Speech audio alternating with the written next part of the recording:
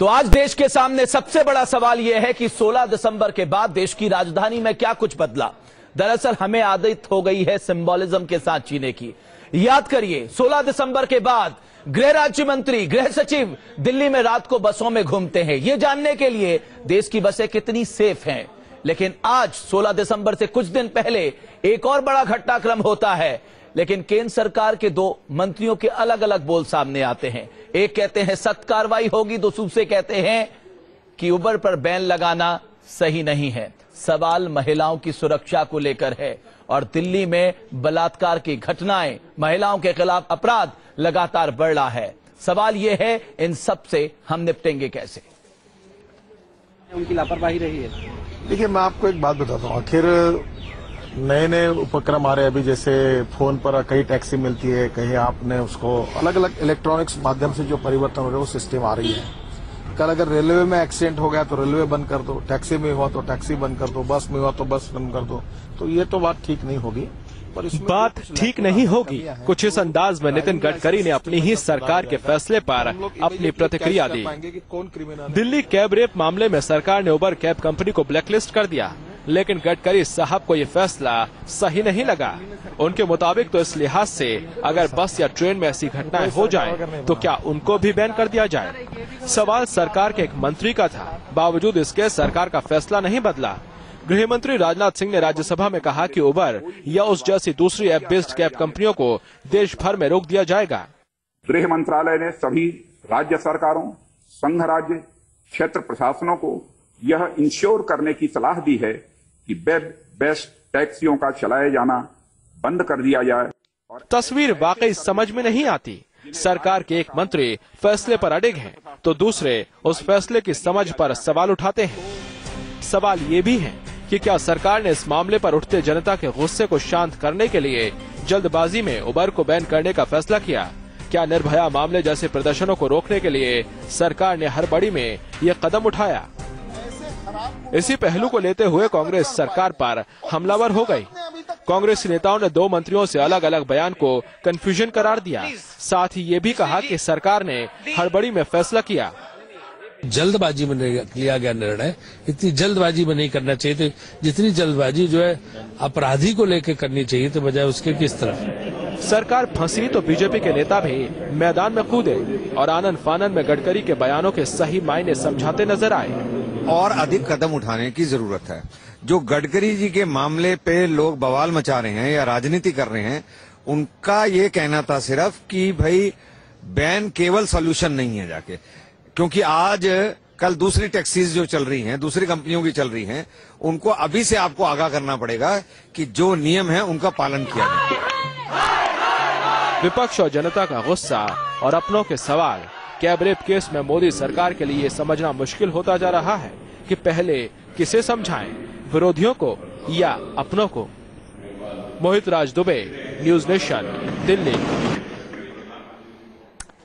और सवाल वही उठ रहे हैं जो 2 साल पहले उठे थे। दरअसल जस्टिस उषा वर्मा कमीशन ने कुछ बातें सामने कही थी। कोऑर्डिनेशन की कमी है, सबसे बड़ा मुद्दा यह है। आज कोऑर्डिनेशन की कमी मंत्रियों के बीच दिखाई दी। सवाल इस बात को लेकर है, सरकार कब तक सिंबोलिज्म के चलते महिलाओं की सुरक्षा करेगी? जमीन पे बदलाव क्यों नहीं दिखाई देता? इसी पे चर्चा करने के लिए मेरे साथ भारतीय जनता पार्टी से जीवीएल नरसिम्हन राव, कांग्रेस पार्टी से प्रियंका चतुर्वेदी, आम आदमी पार्टी से रीना गुप्ता और साइकेट्रिस्ट अनुजा कपूर। आप चारों का बहुत बहुत स्वागत है। और साथ ही साथ विकास श्रीवास्तव से मुंबई से मेरे सहयोगी विनीत दुबे आगरा से। जीवीएल नरसिम्हन, मेरा पहला सवाल आपसे, जस्टिस वर्मा और जस्टिस उषा मेहरा कमीशन ने जो बातें कही थी, वो कही थी कि आपके बीच कोऑर्डिनेशन नहीं है डिपार्टमेंट के बीच, और यहां भी यही देखने को मिला। बगैर लाइसेंस, कोई सत्यापन नहीं, कोई जीपीएस नहीं, चालक ने अपना पता गला दर्ज कराया, कंपनी के यात्री से बात तक नहीं कही, वही सब देखने को मिला। तो सर, बदला क्या है? अब देखिए, जो इंटरनेट बेस्ड टैक्सी सर्विसेज जो चलाया जा रहा है जिस कंपनी की तरफ से, वो एक्चुअली उनके पास कोई ना कोई लाइसेंस था, कोई अकाउंटेबिलिटी नहीं थी, ये मैं स्पष्ट करूं, ये पिछले 6 महीने से नहीं चल रहे हैं, ये पिछले 2 साल से ये चल रहे हैं। तो इसको, इस पर किसी प्रकार की, इसको बैन के बजाय, अभी तो फिलहाल बैन लगा है इसको, बट लेकिन इनको कैसे रेगुलेट किया जाए, इनको कैसे जो रिक्वायर्ड परमिशंस है उसको लेकर के इनका अकाउंटेबिलिटी बने जनता के साथ, सरकार के साथ, तो उसके लिए कदम उठाने की। सर मैं सिर्फ एक छोटी सी बात आपसे कहना चाहता हूं। जीवीएल नरसिम्हन, बताइए। अगर भारत के गृह मंत्री इतना कहते हैं, भारत सरकार इस कायरतापूर्ण कृत्य की निंदा करती है और केंद्रीय गृह मंत्री के रूप में मैं आपको यह विश्वास दिलाता हूं कि अपराधी को इसे घृणित अपराध के लिए सजा दिलाने हेतु सभी आवश्यक कदम उठाए जाएंगे। साहब, इससे क्या देश की महिलाएं सुरक्षित हो जाएंगी ये पड़े हुए बयान देने से?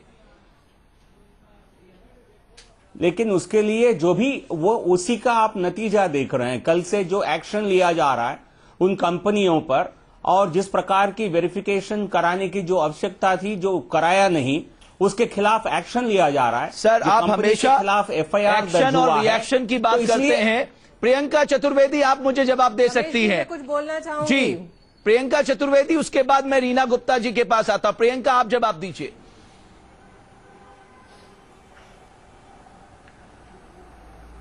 देखिए, मैं नरसिम्हा राव जी से सिर्फ एक चीज कहना चाहूंगी। 2 साल पहले जब ये दिल्ली गैंग रेप केस हुआ था, उस समय पे भारतीय जनता पार्टी ने बहुत सारे सरकार पे सवाल उठाए थे, देश की जनता ने उठाए थे, और जो भी उसके बाद हमने कदम लिए थे, अनफॉर्चुनेटली हम जनता तक नहीं पहुंचा पाए थे कि हमने क्या क्या काम किए थे महिला सुरक्षा को लेकर, और मई 16 को उसका हमें परिणाम मिला।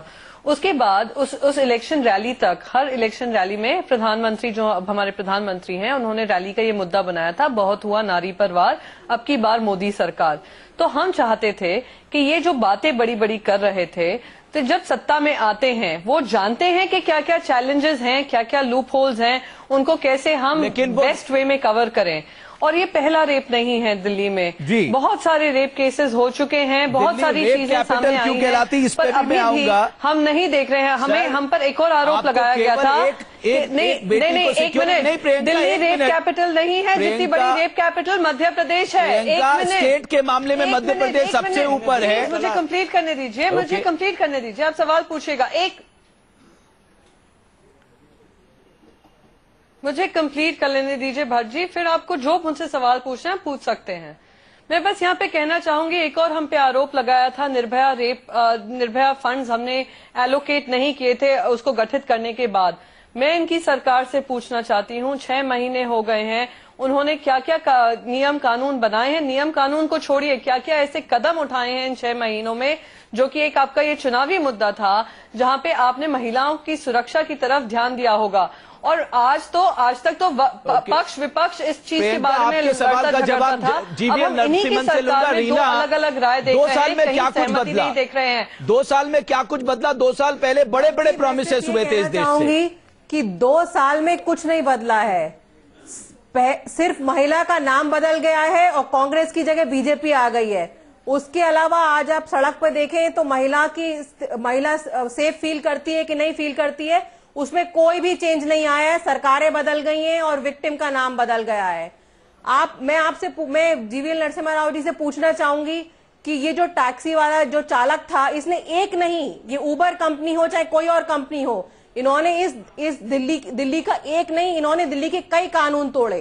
पहली बात, ये अपने आप को सॉफ्टवेयर प्रोवाइडर की तरह रजिस्टर्ड थे। दूसरी बात, ये दिल्ली में सुप्रीम कोर्ट का रूल है कि जो टैक्सी चलेंगी वो सीएनजी पे चलेंगी, दिल्ली सरकार फेयर तय करेगी। ये सारे कानून तोड़े जा रहे थे। बिल्कुल, और सवाल ये है कि हमारा ट्रांसपोर्ट विभाग क्या कह रहा था? पुलिस की ट्रांसपोर्ट विभाग क्या कर रहा था? जीवीएल, आप जवाब दे दीजिए जल्दी से, फिर मुझे अपने सहयोगी और अनुजा के पास भी जाना। जीवीएल, इसीलिए ये सारी टैक्सी कंपनियां, मैं इसका दोनों का जवाब देना चाहता हूँ। सब लोग इस बात का फायदा उठा रहे थे कि ये टैक्सी कंपनियां चल रही थी। ओके, रीना गुप्ता, आप जीवीएल नरसिम्हन को जवाब देने दीजिए। आम आदमी पार्टी बहुत बड़े बड़े बात कहती है, लेकिन सच्चाई ये है कि आपने क्या किया नहीं सर, हमने कोई ट्रांसपोर्ट बड़ी बात नहीं डिपार्टमेंट कही। दिल्ली मोदी जी सरकार ने के कहा था, अधीन बहुत आता हुआ है। नारी पर दिल्ली बार, अब की बार सरकार मोदी सरकार। के दिल्ली सरकार के यार, दिल्ली सरकार के अधीन आता है। राव साहब, अब बहुमत की सरकार आपकी है, आप ये नहीं कर सकते आपने क्या किया, आपने क्या किया, अरे अपनी बात करिए ना, अपनी पार्टी की बात करिए, अपनी सरकार की बात करिए। मदद दिया, आप लोग क्या कर रहे हैं? आपने कोई ड्राइवर का मदद लिया था क्या? ये सारे ड्राइवर का नेटवर्क आपने ही पनप नहीं दिया। नहीं, सर, आप कम से अपनी कम पार्टी आप को बताइए कि ना, आपको एक डेटाबेस आपको की दूसरों पे जरूरत दोष है। ढूंढने की आदत है, अब तो आप रियलिटी में जिए। जीवन नरसिम्हन साहब, मेरे दो सहयोगी मेरे साथ बने हुए, रुक करते मुंबई का विकास श्रीवास्तव हमारे सामने है। मुंबई में भी महिलाओं के खिलाफ अत्याचार बढ़े हैं, ज्यादा मामले सामने आ रहे हैं। विकास, वहां पर लोगों का क्या कहना है? 2 साल में क्या कुछ बदला है? जी बिल्कुल रमेश, देखिए जिस तरीके से दिल्ली में निर्भया केस के बाद ये उबर कैब रेप केस सामने आया, ठीक इसी तर्ज पर मुंबई भी एक बार शर्मसार हुई थी जब शक्ति मिल्स गैंगरेप कांड जो है उसका खुलासा हुआ था और मुंबई में भी महिलाओं की सुरक्षा पर सवाल उठने लगे थे। 2 सालों में सरकार बदली है, हालात बदले हैं, लेकिन क्या महिलाओं की सोच बदली है? क्या महिलाएं अब खुद को महफूज समझने लगी हैं? इस पर बात करने के लिए खुद मुंबई की कुछ महिलाएं मेरे साथ जुड़ रही हैं। रमेश, मैं उनसे बात करना चाहूंगा। ये यंगस्टर हैं हमारे साथ। आज आप निकल पाती हैं क्या सुरक्षित महसूस करते हुए? रात के 1 बजे 1:30 बजे अगर मुंबई में आपको बाहर निकलना है, आप निकल सकती हैं? हाँ बिल्कुल। क्या सोचती हैं कि मुंबई कितना महफूज है महिलाओं के लिए? Actually Mumbai is a kind of city जो 24/7 ऑन रहता है। यहाँ पे ट्रांसपोर्टेशन का कोई प्रॉब्लम नहीं है, ऑटो वाले ठीक है, हाँ ऑलवेज आपके साथ कोई रहना चाहिए, बट इट्स नॉट लाइक कि एकदम दिल्ली की तरह कि आप बिल्कुल भी बाहर नहीं निकल सकते। बिल्कुल, मैं आऊंगा आपके पास। विकास, विनीत दुबे आज उसी गांव से निकले हैं। विनीत, अगर उस गांव के लोगों की बात करें, वहां के लोगों का क्या कुछ कहना था? देखिए रमेश, हमने गांव का दौरा किया, हम मैनपुरी में उस रामनगर में पहुंचे और हमने जो शिवनगर का गांव है उनसे लोगों से बात की तो सभी लोग डरे हुए थे। लोगों का साफ साफ ये कहना था कि जो इसने शिव कुमार ने कृत्य किया इसको फांसी मिलनी चाहिए, इसको कड़ी से कड़ी सजा मिलनी चाहिए। जहां तक कि हमारी माँ बाप से भी बात हुई है शिव कुमार के, और उनके माँ बाप के आंखों में आंसू जरूर थे, लेकिन उनका भी यही कहना था कि हम अपने लड़के को जमानत देने दिल्ली नहीं जाएंगे। साथ ही उनका कहना था उसने जो सजा की है उसे दंड मिलना चाहिए। बिल्कुल, उसे दंड मिलना चाहिए। बहुत बहुत शुक्रिया, आप दोनों का बहुत बहुत शुक्रिया हमसे जुड़ने के लिए। अनुजा, यहां एक केस दिल्ली में होता, पार्लियामेंट से लेके, पब्लिक से लेके, सड़क से लेके संसद तक सारे लोग हल्ला करने लगते हैं। इस देश में 93 केसेस महिलाओं के साथ, 93 महिलाओं के साथ प्रतिदिन भारत में बलात्कार होता है, रेप केसेस होते हैं, 93 केसेस। क्या ये चिंता का विषय नहीं है? सिर्फ एक केस में हमारी आत्मा जगती है। इन 93 जो डेली रेप का शिकार हो रही है, इनकी खैर खबर कौन लेगा? अगर रूल्स एंड रेगुलेशंस चलते होते, गवर्नमेंट्स सिर्फ अपनी सीटों की परवाह ना करते हुए हमारे लिए सोचते, तो जो आज आप क्वेश्चन पूछ रहे हो तो इसके अंदर 0 फिगर दिखता।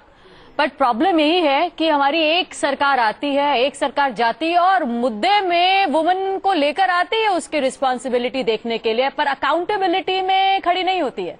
क्या करते हैं, ये लेकर आते हैं सिर्फ वोट बैंक के लिए, और वोट बैंक जब मिल जाता है, क्योंकि औरतों का भी उसमें वोट बैंक है, बिना उसके तो काम नहीं कर सकते, तो औरतों का वोट बैंक लेने के बाद औरतें गायब।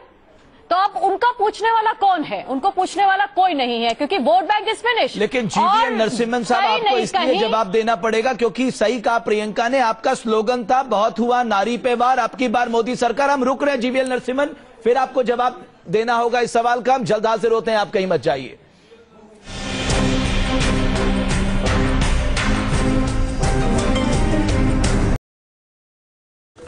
और हैरानी की बात यह है कि ये जो ड्राइवर है, इसके पहले भी इसको बलात्कार के केस में इसको 7 महीने की जेल की हवा खानी पड़ी।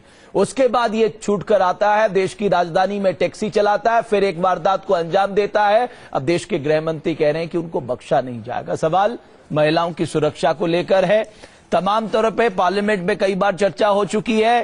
क्रिमिनल लॉ अमेंडमेंट एक्ट 2013 आ चुका है। जीवीएल नरसिम्हा राव साहब, मैं सिर्फ ये जानना चाहता हूं कि जब निर्भया मामला आया था तो यह कहा गया था फास्ट ट्रैक कोर्ट बनेंगी, महिला पुलिस स्टेशन बनेंगे, ज्यादा महिलाओं की भर्ती की जाएगी, गाड़ियों में जीपीएस लगेगा, जगह जगह पुलिस वहां पर रहेगी। अगर मैं दिल्ली में आपसे जानना चाहूं, कितनी महिला पुलिस स्टेशन बनाए गए, कितनी नई भर्ती शुरू की गई और कितनी गाड़ियों में जीपीएस सिस्टम लगा हुआ है, क्या स्थिति है आज दिल्ली की, अगर आप हमें बता सके? रमेश, मेरे पास सारे आंकड़े नहीं हैं, लेकिन काम इन कई विषयों में काम स्टार्ट हो गया है। मैं अभी आपको जानकारी देने की स्थिति में नहीं हूं, बट लेकिन जिस प्रकार एक्चुअली एक डिजिटाइजेशन का जो एक्सरसाइज है, डिजिटाइजेशन जो हो रहा है, आप सुन लीजिए पहले, मैं जवाब दे रहा हूं, मैं आपके पास आ रहा हूं। जीवीएल को अपना रिप्लाई, फंड्स रिलीज आप नहीं सुन हुए लीजिए। हैं। जीवीएल एक बार जवाब देते नहीं ना, आप उनके जवाब के बाद देंगे। जीवीएल बोलिए। हाँ, तो ये कह रहा हूं, तो इसको एक्चुअली देखिए, ये जो दिल्ली में जो ड्राइवर काम करते हैं, ये सिर्फ दिल्ली के नहीं होते हैं, कई राज्यों से आते हैं। तो इसमें लेकिन इनका वेरिफिकेशन जो अभी जो सिस्टम है, ये sir, why can't we can have a data bank? Sir, हमारे पास डाटा बैंक क्यों नहीं है? हमारे पास एक डाटा बैंक वही मैं उसी का जिक्र कर रहा हूं। डिजिटाइजेशन हो रहा है, तो लेकिन इसको काफी स्ट्रेंथन करने की आवश्यकता है। रीना गुप्ता, आप जवाब दे सकती, फिर मैं अपने सहयोगियों के पास जाऊंगा। रिकॉर्ड सिस्टम, ओके, जब तक हमारे क्रिमिनल सिस्टम बिल्कुल साफ जाहिर है कि आज सरकार किसी बात की जिम्मेदारी नहीं लेना चाह रही है, किसी बात से जवाब नहीं है उनके पास। जब आज से 2 साल पहले सेम इंसिडेंट हुई थी, आपकी कार्यकाल जैसा नहीं है। आम आदमी पार्टी के कार्यकर्ता, आपके नेता जाकर के महिला से दुर्व्यवहार करते हैं, आधी रात को जाकर के उन पर रेड सर। और आपके नेता अरुण जेटली जी ने क्या बोला था कि रेप एक बहुत छोटी सी इंसिडेंट है जिससे कि देश के इन्वेस्टमेंट क्लाइमेट खराब होता है। सहयोगी भी है, जरा उनके पास रुक कर लेते हैं। अरुण जेटली जी ने क्या बोला था? रिजवान और अनिल यादव सबसे पहले रुक करेंगे रिजवान का। रिजवान, लोग क्या अपने आप को सुरक्षित मानते हैं दिल्ली की सड़कों पे? फॉलो नहीं करेंगे क्या आप कानून व्यवस्था को बनाए रख सकते हैं क्या? जी देखिए रमेश, अगर महिला की सुरक्षा की बात करें तो सबसे पहले हमारे साथ कुछ महिला खड़ी हैं, उन्हीं से बात कर लेते हैं कि वो कितनी सुरक्षित महसूस करती हैं। आप ये बताइए, जब दिल्ली में सफर करती हैं या कहीं भी जाती हैं तो अपने आप को कितनी सुरक्षित महसूस करती हैं? ऐसे तो दिल्ली में कोई भी महिला सुरक्षित नहीं है, क्योंकि जितनी भी एजेंसीज खोली गई हैं, जितनी भी ट्रांसपोर्टर कंपनियां खोली गई हैं, उन सबको परमिट दिए जाते हैं, लेकिन जो ड्राइवर रखते हैं उनकी वेरीफाई नहीं कर पाते कि वो कहाँ से हैं, उनका रिलेशन कहाँ से है। इस तरह से कोई भी महिला सुरक्षित नहीं रह सकती। ओके, लखनऊ का रुख करते, लखनऊ से अनिल यादव है। अनिल, लखनऊ की महिलाओं का क्या कहना है? जी, अगर लखनऊ की महिलाओं की बात करें तो इस वक्त अभी 9:15 के आसपास का समय हो रहा है, लेकिन लखनऊ की महिलाओं ने अपने घरों को लौटना ही ज्यादा मुनासिब समझा है। लखनऊ का हाल भी दिल्ली से बहुत ज्यादा अलहदा नहीं है, लेकिन दिल्ली में जो घटना हुई उसको लेकर गम और गुस्सा लोगों के मन में लखनऊ में भी है। आइए लखनऊ के लोगों से जानते हैं कि इस घटना पर उनकी क्या प्रतिक्रिया है। तो जैसे कि आपने सुना कि दिल्ली में इस तरह की एक बड़ी घटना हुई, तो इसको क्या लगता है कि अब लखनऊ की सड़कों पर महिलाएं सुरक्षित हैं दिल्ली की, जैसे दिल्ली में घटना हुई? नहीं है, सुरक्षित नहीं है महिलाएं। दिल्ली की महिला सुरक्षित नहीं है, और जो भी हुआ है ये बहुत गलत हुआ है। उस ड्राइवर को कड़ी से कड़ी सजा होनी चाहिए, और जिस कैब से वो गाड़ी चलाता था उस कंपनी पे भी होना चाहिए। चलिए, बहुत बहुत शुक्रिया आप सभी का, अनिल, और हमारे सारे मेहमानों का बहुत बहुत शुक्रिया। तो देश के सियासतदानों के साथ साथ उन तमाम एजेंसीज को सोचना होगा कि इस देश में महिलाओं को कैसे सुरक्षित रखा जा सकता है। बहुत